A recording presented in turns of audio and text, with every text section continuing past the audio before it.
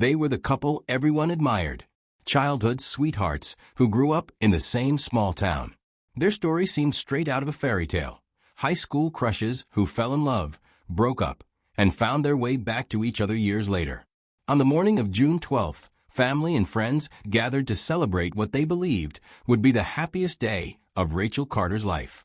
The 27-year-old elementary school teacher, radiant in her white lace gown, said I do to 29-year-old Mark Ellis, a rising financial consultant. To everyone watching, it was a union sealed in love, laughter, and lifelong promises. But by sunrise, the fairy tale was shattered. Rachel Carter, the bride everyone had just toasted hours earlier, was found dead in the honeymoon suite. And the question that still haunts her family is chilling. Who killed the bride on her wedding night? Behind the smiles and the vows were secrets that neither Rachel nor Mark ever fully confronted. Friends recall that Rachel confided her doubts weeks before the wedding. She wondered if marrying Mark was the right decision. There had been whispers of late-night text messages from another man, of arguments that ended with Rachel leaving the apartment to cool off at her sister's house. Mark, too, carried his own storm of insecurities. He was protective, some say obsessive, always questioning where Rachel was, who she was talking to, why she hadn't answered her phone fast enough. To outsiders, they were picture perfect. But those close enough knew.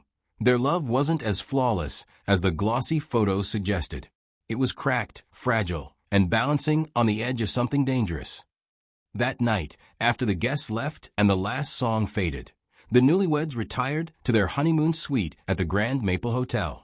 It was meant to be their first night as husband and wife. Instead, it became Rachel's last night alive. According to hotel staff, guests heard muffled shouting from the suite around 2:15 a.m. One witness claimed they heard what sounded like furniture being overturned. At 6 a.m., Mark Ellis called the front desk in a frantic voice. "Something's wrong with my wife. Please send someone."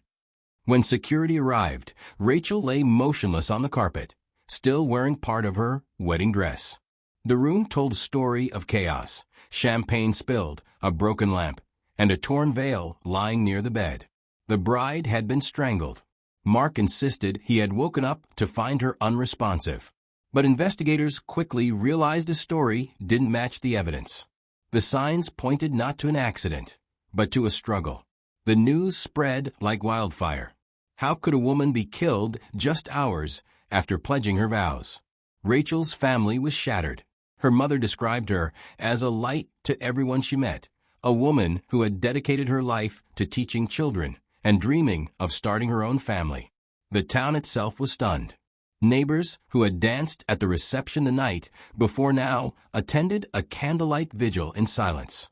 Meanwhile, Mark's behavior only fueled suspicion. At the police station, he oscillated between sobbing uncontrollably and demanding to be released. He told detectives, "I loved Rachel. I would never hurt her." But Rachel's friends began stepping forward with troubling stories, of Rachel confiding about Mark's jealousy, of arguments so heated she once thought about postponing the wedding. The fairy tale had crumbled into a nightmare, leaving two families torn apart, and an entire community demanding answers. When detectives dug deeper, they uncovered a secret Rachel had kept carefully hidden. Weeks before the wedding, she had rekindled a brief romance with Daniel Hayes, an old college boyfriend. Text messages revealed Rachel had second thoughts about marrying Mark. In one heartbreaking message sent just 3 days before the ceremony, she wrote, "I don't know if I'm making the biggest mistake of my life." Prosecutors would later argue that Mark discovered these messages on her phone the night of the wedding. Enraged, humiliated, and unable to accept betrayal, he confronted Rachel in their honeymoon suite. What began as an argument spiraled into violence. But here's where the case takes a chilling turn. DNA under Rachel's fingernails did not belong to Mark. It matched Daniel Hayes, the old boyfriend.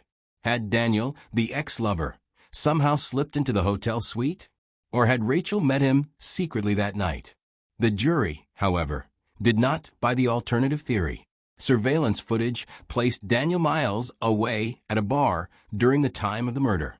The DNA, they concluded, may have come from an earlier meeting with Rachel, But the physical evidence in the room, from Mark's fingerprints on the torn veil to bruises consistent with his hand size, sealed his fate. Mark Ellis was charged and later convicted of murdering his bride on their wedding night. Rachel Carter's story is one of love, betrayal, and a tragic ending no one could have imagined. What should have been the happiest night of her life became her last. Mark Ellis now serves a life sentence without parole, while Rachel's family continues to honor her memory through scholarships in her name. But the haunting question remains: was this truly a crime of love, or was it always about control? What do you think? Comment below.